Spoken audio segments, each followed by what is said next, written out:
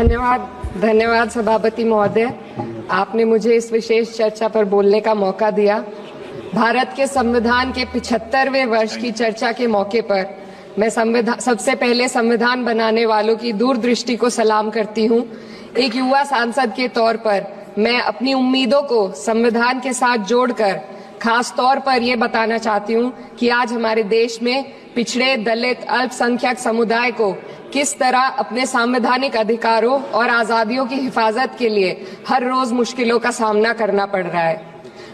Doctor B.R. Ambedkar के कथन से अपनी बात रखना चाहती हूँ। उन्होंने कहा था, मुझे अपने भारतवर्ष पर फक्र है कि जिसके पास ऐसा संविधान है जो लोकतंत्र, समाजवाद और सेक्युलरिज्म को संजोता है।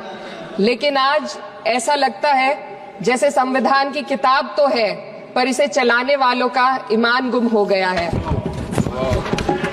आज हिंदुस्तान में हर वर्ग को किसी न किसी चुनौती का सामना करना पड़ रहा है, मगर अल्पसंख्यक, खासतौर पर मुसलमानों पर जो कहर टूटा है वो किसी से छुपा नहीं है। ये लोग सिर्फ अपने मजहबी पहचान की वजह से निशाने पर हैं। संविधान का अनुच्छेद 15 कहता है कि किसी भी नागरिक के साथ धर्म, जाति या किसी और वजह से भेदभाव नहीं होना चाहिए, लेकिन हकीकत इसके उलट है। हालात इस कदर बिगड़ चुके हैं कि hate speech, mob lynching, bulldozer द्वारा घरों को गिराने की घटनाएं आम हो गई हैं। खास तौर पर उत्तर प्रदेश में, जहां ऐसा लगता है जैसे कानून के नाम पर जंगल राज चल रहा हो। संभल में जो हुआ वो सबके सामने है। पुलिस के संरक्षण में निर्दोष लोगों की हत्या की गई और सरकार ने चुप्पी साध ली। अल्पसंख्यकों पर हिंसा बढ़ती जा रही है, मगर सत्ता में बैठे लोग या तो आंखें मूंदे हुए हैं या फिर इन घटनाओं को बढ़ावा दे रहे हैं। हद तो तब हो जाती है जब न्यायपालिका की बात भी अनसुनी कर दी जाती है। सुप्रीम कोर्ट ने मॉब लिंचिंग पर 11 सूत्रीय निर्देश जारी किए थे। इसमें साफ कहा गया था कि राज्य सरकारें और पुलिस इस तरह की घटनाओं को रोकने और दोषियों पर सख्त कार्रवाई करने के लिए जिम्मेदार है, लेकिन आज भी इन निर्देशों पर अमल नहीं हो रहा है। हाल ये है कि मॉब लिंचिंग को रोकने की बजाय सत्ता में बैठे लोग आग में घी डालने का काम कर रहे हैं। उनकी जुबान से ऐसी बातें निकलती हैं जो नफरत को और बढ़ावा देती है। ये अशांति अब इतनी गहराई तक फैल चुकी है कि हमारे समाज के धर्मनिरपेक्ष चरित्र पर गंभीर सवाल उठ रहे हैं। साल की शुरुआत में ही कई राज्यों में दुकानदारों को अपने नाम बोर्ड पर लगाने के लिए मजबूर किया गया। इसे सेहत और सुरक्षा के कानूनों का हिस्सा बताया गया, मगर असल मंशा कुछ और थी। ये कदम खास तौर पर मुसलमान दुकानदारों को निशाना बनाकर उठाया गया ताकि उनकी रोजी रोटी पर चोट की जाए। पिछले हफ्ते मुरादाबाद में एक मुस्लिम डॉक्टर को हिंदू बहुल्य मोहल्ले में घर खरीदने पर विरोध झेलना पड़ा। वजह बताई गई कि इससे मोहल्ले की सामाजिक शांति बिगड़ जाएगी। अब आप ही बताइए, क्या ये वजह सही है, जायज है? असल में ये छोटी बड़ी घटना इस बात का सबूत है कि सांप्रदायिकता को बढ़ावा देने वाले बयान और नीतियां हमारे समाज को अंदर से खोखला कर रही है। उत्तर प्रदेश में यति नरसिंहन ने बेहद घटिया बयान दिया, लेकिन सरकार इन बयानों पर कोई कार्रवाई नहीं कर रही। हेट स्पीच न केवल जनमानस के विचारों को प्रदूषित करती है, बल्कि इससे अब संवैधानिक पदों पर बैठे लोगों को भी प्रभावित कर दिया है। अभी हाल ही में माननीय उच्च न्यायालय इलाहाबाद के माननीय न्यायाधीश ने ऐसे बयान दिए जिसका संज्ञान खुद सुप्रीम कोर्ट को लेना पड़ा।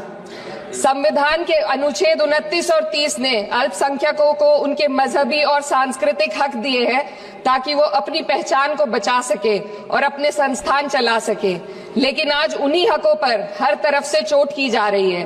वक्फ जैसे बिल लाकर उनके धार्मिक अधिकारों को छीनने की कोशिश की जा रही है। आज अल्पसंख्यक समुदाय को संविधान द्वारा दिए गए अपने बुनियादी अधिकार पाने के लिए लंबी लड़ाई लड़नी पड़ रही है। ऐसे कई मामले अदालत ने न्याय देकर संविधान की रक्षा की है, लेकिन अदालती प्रक्रिया में जो समय लगता है उसकी वजह से देश के सामाजिक ताने बाने को भारी नुकसान उठाना पड़ता है।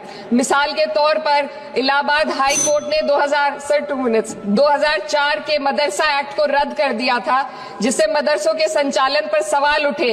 हालांकि सुप्रीम कोर्ट ने बाद में इस फैसले को पलट दिया और एक्ट को वैध करार दिया, लेकिन इस प्रक्रिया में जो समय लगा उसने अल्पसंख्यकों को बेचैनी और संघर्ष के दौर में डाला है।